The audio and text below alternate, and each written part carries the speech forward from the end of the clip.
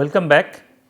In this lecture 25, I will continue the discussion on polymers and solution, and I will introduce solubility parameter for polymers in this lecture, which will be utilized to predict the polymer solubility, and I will quickly discuss about polymer phase separation and fractionation. Now, we have defined different types of solution earlier, and one of those were regular solution. And regular solution means the delta H mix. Now, in this lecture and several lectures before and later also, we are generally using delta H m or delta G m or delta S m as mixing enthalpy or mixing entropy or mixing Gibbs free energy. Just do not confuse as a molar in this particular case. We are talking about delta H mixing. So, for a regular solution, delta H mixing is not 0 and delta S mixing is equals to delta S mix for an ideal solution, which means that miscibility occurs if delta G mixing is less than 0, which means that the enthalpy of mixing must be lower than the term T multiplied by delta S mix from our thermodynamic knowledge. This is a negative term because we know from an ideal solution delta S mix is given by the combinatorial entropy, which is always positive. Hence, when you talk about minus T S term, that will be negative. Hence, this should not be a positive term having high value. So, the solution for formation of solution depends on existence of this as a 0 or small positive value. If it is 0, then obviously this will be negative, minus T dLs will be negative, formation of solution will be feasible. Even a small positive value will also allow the solution to form, but if the value of delta H mixing is large positive, then it will not allow the solution to form. Now, to predict the value of delta H mix, Hildebrand in 1970 basically proposed a expression for delta H mix, which is given by or which is shown here, where V mix is the molar volume of the mixture and delta is solubility parameter. What is solubility parameter? It is given by this expression, where delta EV is the molar energy of vaporization and V naught is molar volume of the liquid. Now, the term within the bracket is also called cohesive energy density.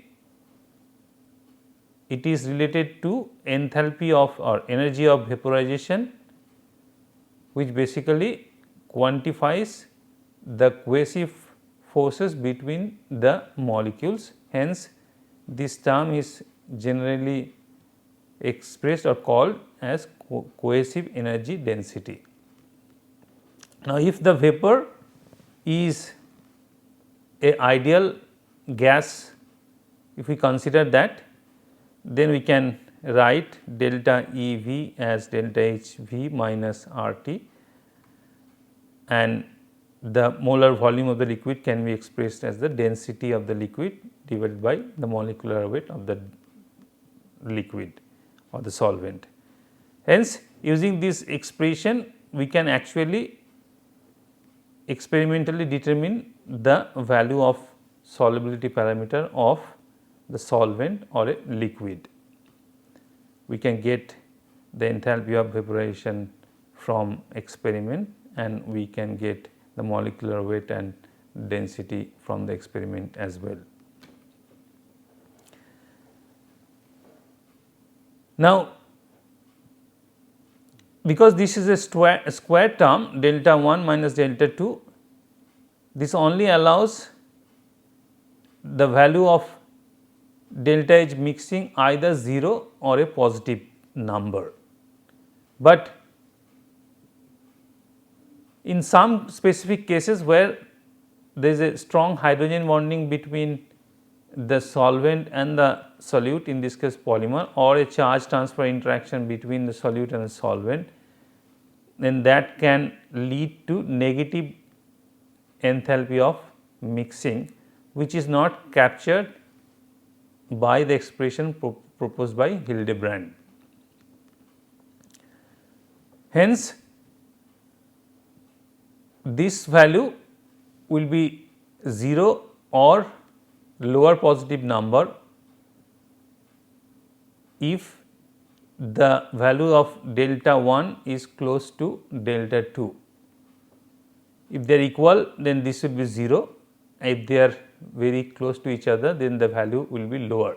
Hence, the miscibility of the solvent and the polymer or a solute is preferred when the solvent and the solute has solubility parameter value close to each other. So, miscibility is predicted if the absolute value of delta 1 and delta 2, the difference is 0 or small.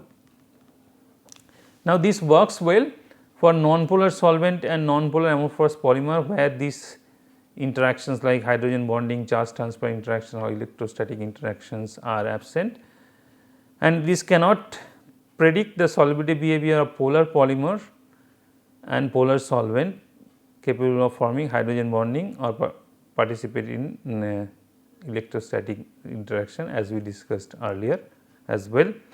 And it is not valid for crystalline polymer, because in case of crystalline polymer, the dissolution process also need energy for crystallites to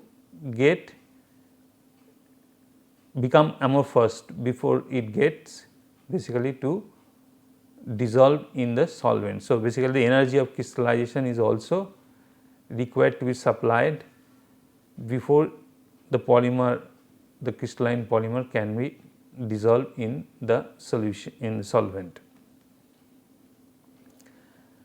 So, the solubility parameter of polymers, it can predict the polymer solvent and polymer miscibility as well, and it requires the knowledge of solubility parameter values for the polymers. As we discussed, the solubility parameter for the solvents can be directly obtained from experimental value of molar enthalpy of vaporization and molar volume. But for polymers, because the enthalpy of vaporization cannot be measured, polymer cannot be vaporized at higher temperature, because in that temperature, before that temperature of vaporization reached, the polymers usually get degraded. Hence, it is experimentally not possible to determine the enthalpy of vaporization value for polymer samples. Hence, to utilize that delta H mix or the solubility is maximum when delta 1 and delta 2 is equal, using that concept we can actually determine or predict the solubility parameter value for polymers indirectly, and the value of solubility parameter of polymer can be taken equal to the solubility parameter value of the solvent, in which maximum, the intrinsic viscosity is maximum for that particular polymer. Or if we are talking about polymer network, cross-linked polymer network, then the solvent in which the polymer is swelling to a maximum extent, in that solvent we can take the solubility parameter value of that particular solvent same as the solubility parameter value of the polymer. However, the solubility parameter value of polymers can also be obtained indirectly by group contribution method, which we will discuss now. Solubility parameter value of the solvents can be correlated with the structure, molecular weight and density of the solvent molecules. This for the solvent, but for polymers we can use this expression to estimate theoretically the value of solubility parameter. In this case, we are following the principle that the property of a substance, in this case polymer, are governed by a simple summation of contribution from individual parts, in this case different groups present in polymer of its chemical structure, and commonly we call this as group contribution method, which means each group present in the substance, in this case polymer molecule, contributes and we get the value of the particular property by summing the values for all the groups present in the substance. Now, this is the expression which is used to calculate the solubility parameter of polymer. This can be used to calculate solubility parameter for solvent as well, whereas this is the density of the polymer, m naught is the repeat unit molar mass, and F, capital F or uppercase F I is the group molar attraction constant for that particular group I, and small f I is the number of such group I present in the repeat unit. I will give an example which will make this more clear to understand. So, this is the density, this is the molar mass, and this is the group molar attraction constant for group I, and this is number of such group I present in the repeat unit. For example, take a polymer polystyrene. Now, if we count number of groups present in this repeat unit, CH2 group, you have one CH2 group, one CH group, and this 5 aromatic CH group, double bond group, and one this aromatic group, plus we have a 6 membered ring. Now, each of these groups contribute some number which we called, as we mentioned here, that group molar attraction constant, which are available in literature.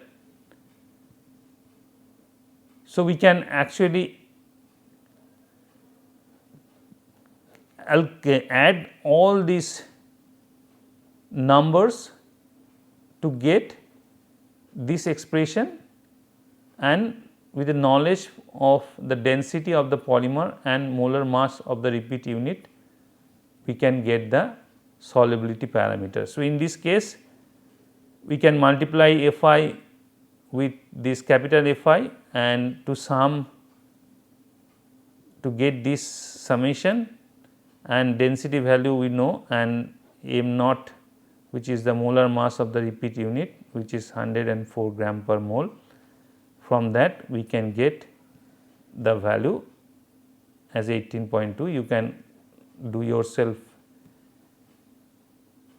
and find out and verify this number, and this is the unit, this SI unit, also sometimes expressed as megapascal. to the power 1 over 2. So, if we for any unknown polymer for a or any polymer from the chemical structure, if we can count the number of groups present in the repeat unit and sum this molar attraction constant for all the groups present, and also we can count this additional structural features like 6-membered ring in this particular case present in the molecule repeat unit, then we can determine or calculate the value of solubility parameter, provided we know the value of density of the polymer and the molar mass of the polymer. These are some example, this just to aware you that these values are available in the literature. So, these are the functional groups or different groups which make a polymer molecule, and corresponding molar attraction constant values are available in the literature. More groups, more value for different groups, and these are the structural features which you also need to include while summing up all the molar attraction coefficients. If we have a conjugation this, if we have a cis, we have this contribution 4-membered ring, this 6-membered ring as we just shown in the case of polystyrene. Now, to find out these are the value which obtained for the polymers, and using this group contribution method, these are available in the literature and you can find from any standard textbook. Now, along with this value, the solubility parameter value, we also need to remember or keep in mind the hydrogen bonding capability of these polymers, and these are generally estimated from the hydrogen bonding capability of the monomers from which the polymers are synthesized. For example, ethylene is a poor hydrogen bonding molecule, so polyethylene is also poor hydrogen bonding capability. Vinyl acetate, vinyl chloride, they have a medium hydrogen bonding capability, and like polyvinyl alcohol, it is strong, or nylon which has a strong hydrogen bonding capability. Similarly, we also need to find out, or you need to aware or keep in our mind the hydrogen bonding capability of the solvents also. And for solvents, these are the value for this solubility parameter. This is not shown here. So, this is delta. So, this is the value for solvent solubility parameter, and generally solvents are arranged or classified into 3 types, where some solvents are poorly hydrogen bonded, list is given here, some are moderately hydrogen bonded and some are strongly hydrogen bonded. Now, these classification are done because we know like dissolve like. So, if we want to dissolve a non-polar polymer like which has a poor hydrogen bonding capability, then we should look for solvents which also have poor hydrogen bonding capability, and we will look for a solvent which has close value of solubility parameter of that of the polymer. So, we will try to match, if we want to dissolve or if you want to find a solvent for a particular polymer, what is we are supposed to do? We will basically match the solvent which the polymer in terms of hydrogen bonding capability, as well as we will try to match the solubility parameter values close to each other. In that case, it is possible to find out a pair of polymer and solvent which will dissolve or which will be miscible with each other.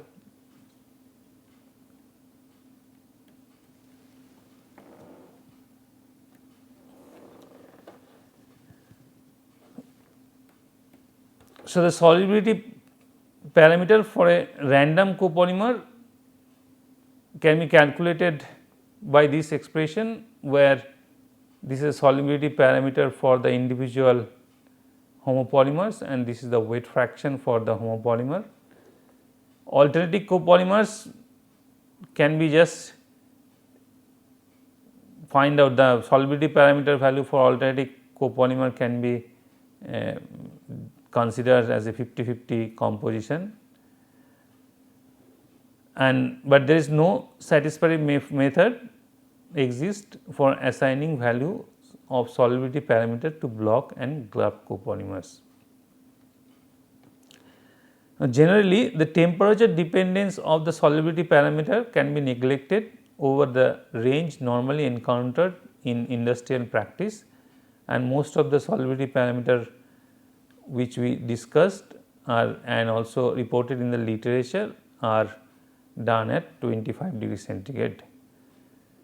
As we mentioned that solubility can be expected if the difference between the solubility parameter of the solvent and of the solute, in this case polymer, is less than about 2 megapascal to the power half, and there is no strong polar or hydrogen bonding interaction between either the polymer or the solvents.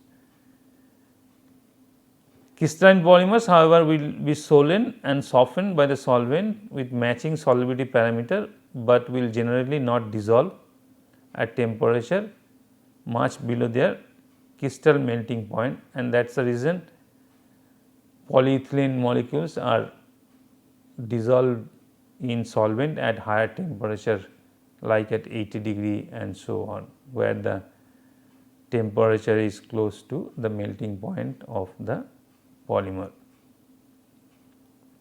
Sometimes we can match the solubility parameter value of the solvent by combine more than one solvent, and we can find out the solubility parameter of mixture of solvent by simply summing up their solubility parameter value multiplying by the volume fraction of that particular solvent and then summing up as shown here.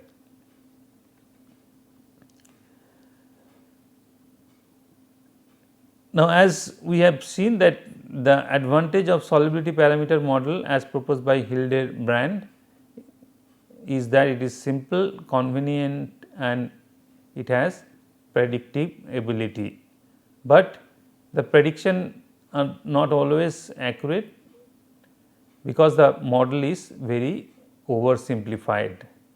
It does not consider negative value of delta H mixing. Now, later on Hansen proposed another modification of solubility parameter by understanding that a solubility parameter system based on the assumption that the energy of evaporation, hence the total cohesive energy, can be divided into three contribution. One is dispersion or London forces, polar forces, and hydrogen bonding forces. Hence the total energy of vaporization can be divided into these three components. Hence the cohesive energy density can be also divided into three components, and the solubility parameter can also have three contribution from dispersion forces, polar forces, and hydrogen bonding forces. Now, there are ways which we can calculate or determine these values. which we are not discussing in this course. Next, we will move to the phase separation behavior of polymer solution, and when you basically dissolve a polymer in a solvent and the solution can have these 4 possible phase behavior. In this case, we are plotting temperature T with mole fraction of the polymer, for example. Now, this is one phase, that means there is a miscible solvent and the region inside is a 2 phase. Similarly, this is 2 phase and this is 1 phase, 2 phase, 1 phase, 2 phase, 1 phase. What does it mean? That a composition with mole fraction of the polymer in this any of this value will produce a miscible solution, and above this point I am saying it again, let us say this particular temperature, above this particular temperature all the composition, any proportion of solvent and polymer will form a one phase system, which means it will be completely soluble system, it will make a solution. Whereas, if you take one point like this here, which corresponds to this temperature and this mole fraction, this will form a 2 phase system, that means it will be forming a polymer rich solution and a solvent rich portion. Now, this temperature above which all the composition of this polymer solvent system is miscible, we call this temperature as UCST, upper critical solution temperature, which is defined as the temperature above which the polymer and the solvent is miscible in any proportion. Similarly, in this case, this is reverse scenario where below this temperature the polymer and the solvent is miscible in all proportion, and we call this temperature as lower critical solution temperature, defined as the temperature below which the polymer and the solvent is miscible in any proportion. There is a possibility that we can have either of these. In this case, UCST is less than LCST, and in this case UCST is greater than LCST. Now, it is not that every polymer solvent system will have all these 4 phase possible phase behavior. This is a overall possible phase behavior for any combination of different polymer and solvent systems. This is general behavior. A particular solvent polymer pair may show one of this behavior or more than one behavior, depending upon the particular pair we are discussing. Now, in this case, if we just consider this UCST case, so this is temperature and this is volume fraction of the polymer, and this is UCST. In this case, we can also have these 2 line, which this is called binodal curve and this is called spinodal curve. and this region is actually a metastable region,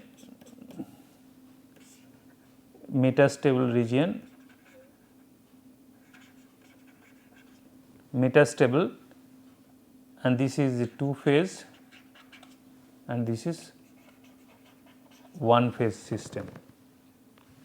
Now, we will try to use polymer Flory-Huggins equation to basically derive this or explain this type of phase behavior.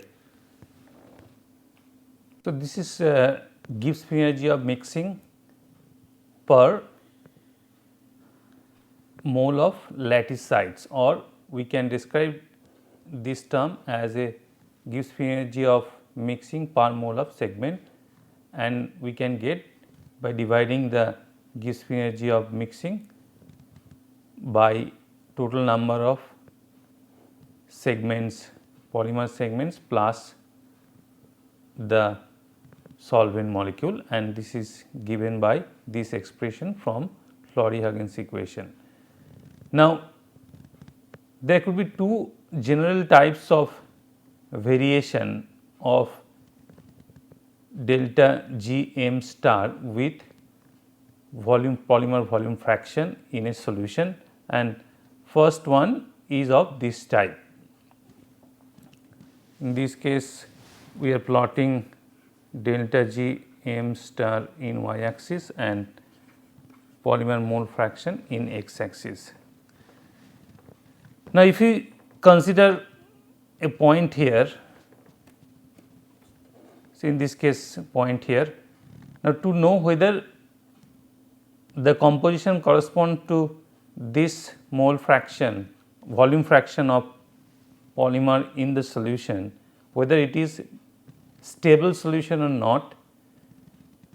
For that, let us imagine that this solution will phase separate into two different solutions, one with solvent rich and another will be polymer rich, and we can choose any two such composition. For example, let us choose these two composition. So, this is solvent rich and this is a polymer rich phase. Now, to know whether this composition will spontaneously phase separate and form these two composition, we can find out following way. First, we need to draw a straight line connecting these 2 points, which is called tie line, and then we need to draw a vertical line passing through this point. So, we draw this line, and the intersection point between this tie line and this vertical line passing through this point, we should compare the delta G m star value with this point corresponding to compared to this original point. So, we can compare these 2 points. Now, from going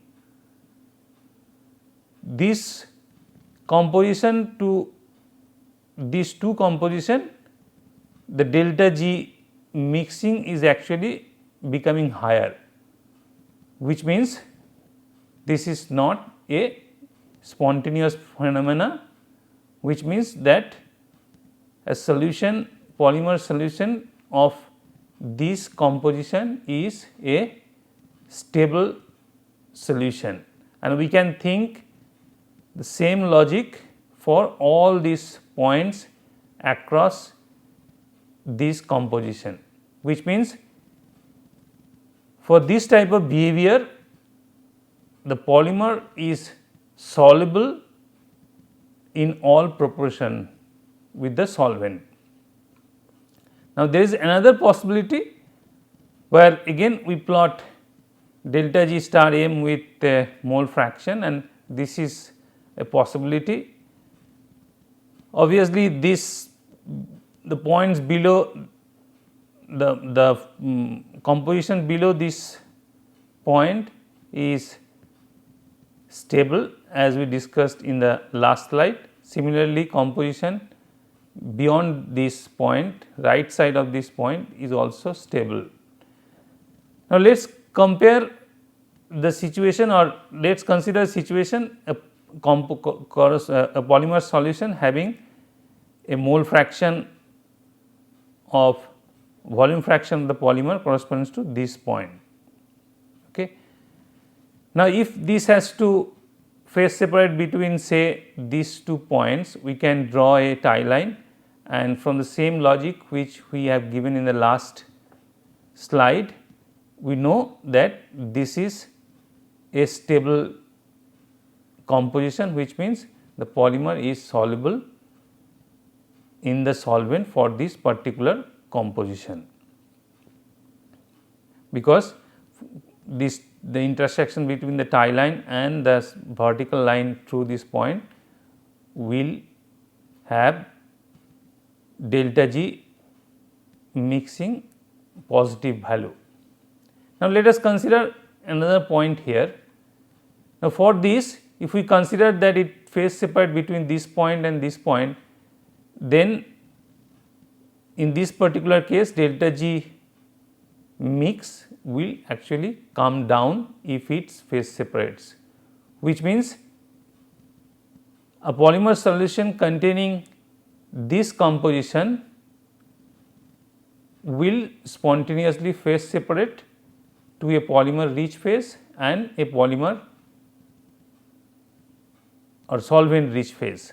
Now, it will stop where? It will phase separate till these 2 points which corresponds to the minima of these curves. Now, why it will not phase separate further, or these 2 points correspond to equilibrium composition? For that, so these are the 2 composition which should be the phase separated equilibrium concentration, which have corresponding volume fraction value. We call this phase as prime, single prime, and this phase as double prime, and these are the volume fraction of the polymer corresponds to these 2 points. Now, it can be shown that this line, if we extend and to phi 2 is equal to 0 point, which means the intersection of this tangent to this point and y axis will correspond to this delta G mix value, which is for this particular point it is given by mu I prime minus mu I mu 1 naught. Similarly, for this particular point we can write this as mu 1 double prime minus mu 1 dot. Now, because this is a common tangent, which means these 2 terms would be equal, and which also means that mu 1 prime is equals to mu 1 double prime, which means the chemical potential of solvent for this composition is same as chemical composition of the solvent in this composition, which means they are in equilibrium. Similar logic can be given for the polymer also. In this case also we can write that mu 2 prime is equals to mu 2 double prime, which means the chemical potential of polymer for this particular composition is same as this particular composition, which means these 2 phases are in equilibrium. Now, if you consider this point, which is the inflection point, then all the composition between this equilibrium point and this inflection point, they are actually in metastable situation, because if somehow we can, if we apply more energy so that it phase separate beyond this point, then it will spontaneously phase separate and come to these two equilibrium phases. So, the region in this area and also correspondingly this composition is actually metastable, because if we apply enough energy so that the composition moves beyond this, then it will spontaneously phase separate to these equilibrium points. So, these points we call spinodal points,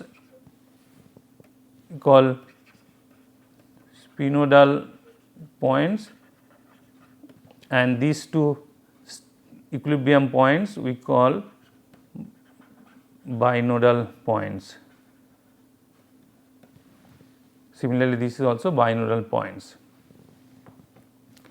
Now, this is for a particular temperature.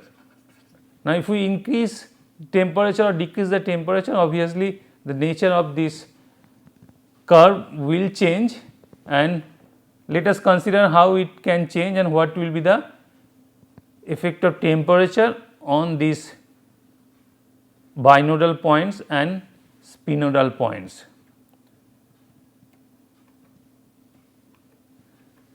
So, if we, this is the graph we described, and if we increase the temperature, so this is, we are considering this is the temperature is increasing in this case,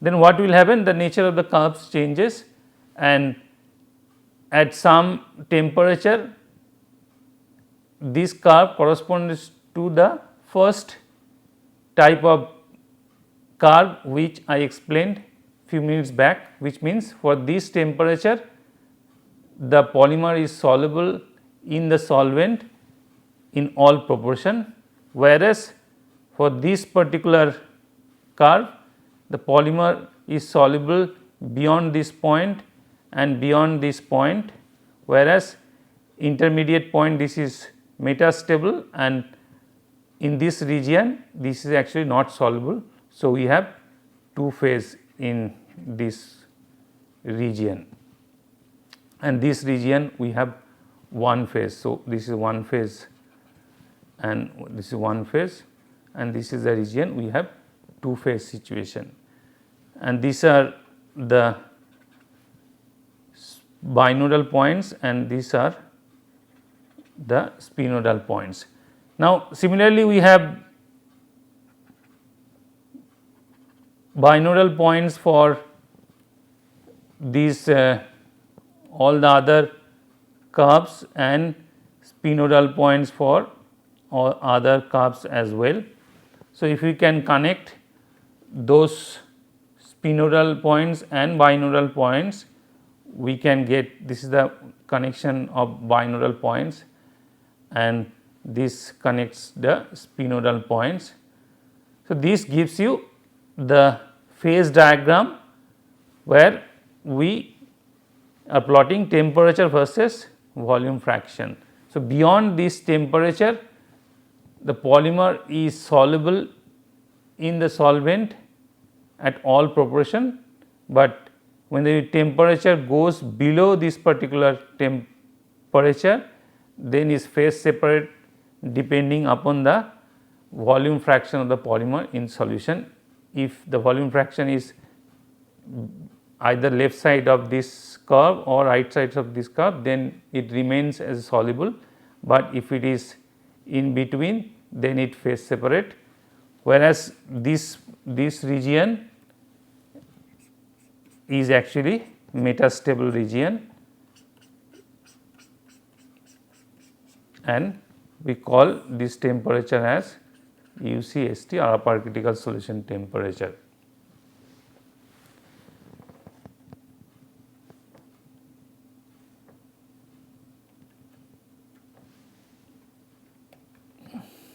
Now,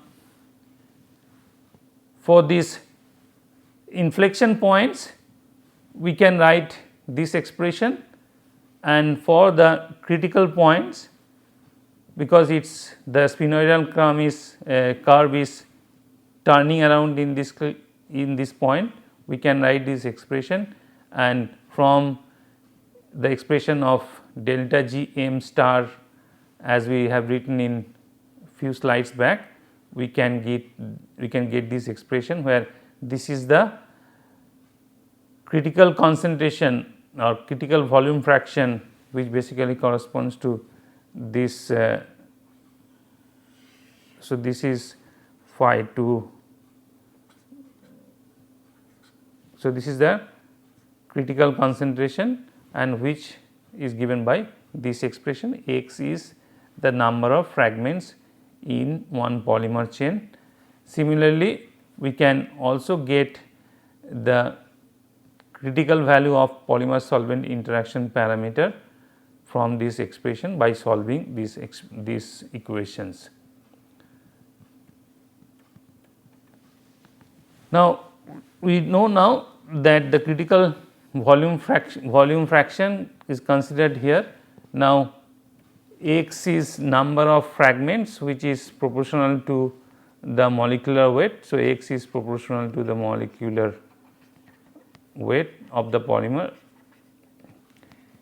If I write m per molecular weight, then it would be X is X 1 by 2 would be proportional to m 1 by 2, and if X is large, as the molecular weight is very high, X is large, then we can simply ignore this 1 and we can make this proportional to 1 over m to the power half. So, as the polymer molecular increases or the polymer size increases, this critical volume fraction actually comes down, and for a normal size polymer which is beyond say 100,000 or 50,000, then typical value of critical volume fraction come between 1 to 0.1, and critical value for this volume polymer solvent interaction parameters comes in this range. Now, as you can see, this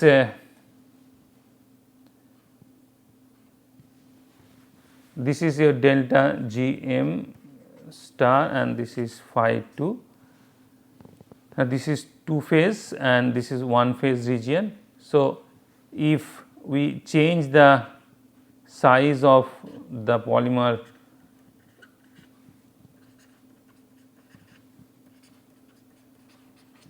as we increase the size, we get the critical fraction polymer fraction to lower value. Okay. So, as the size increases, as it predicts from this expression, as the size is increased, the critical volume fraction actually reduces. Similarly, if we consider a situation where we are talking about lower critical solution temperature, then also we can get similar behavior. So, this would be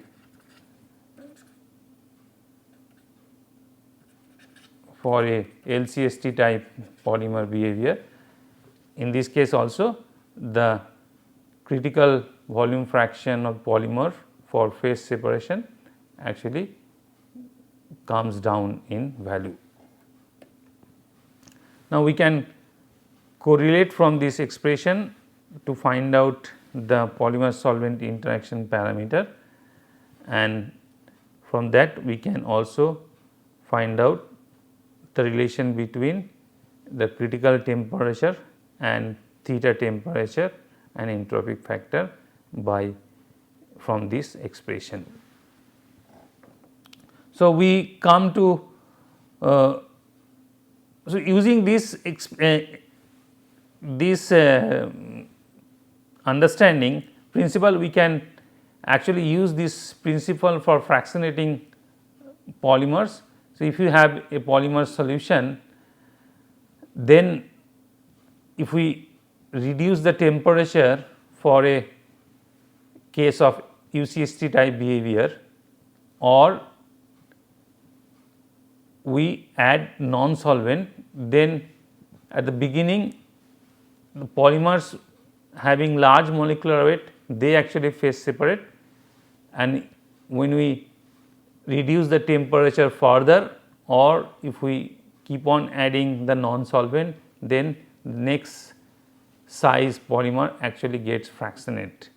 So, in practically what is done, that in a polymer solution non-solvent is added just to bring the start of phase separation, and once that happen, the temperature is increased little bit to make the complete solution, clear solution, and then slowly the temperature is reduced to phase separate out in different fractions. Other also, the polymer solution is poured on top of a column having glass beads which are having different temperature, and as we go down in the column, the temperature generally comes down, which helps basically to collect different fraction of polymers. So, this is the way typically we do polymer fractionation. With this, I come to end of this this lecture. In next lecture, I will start chain dimension.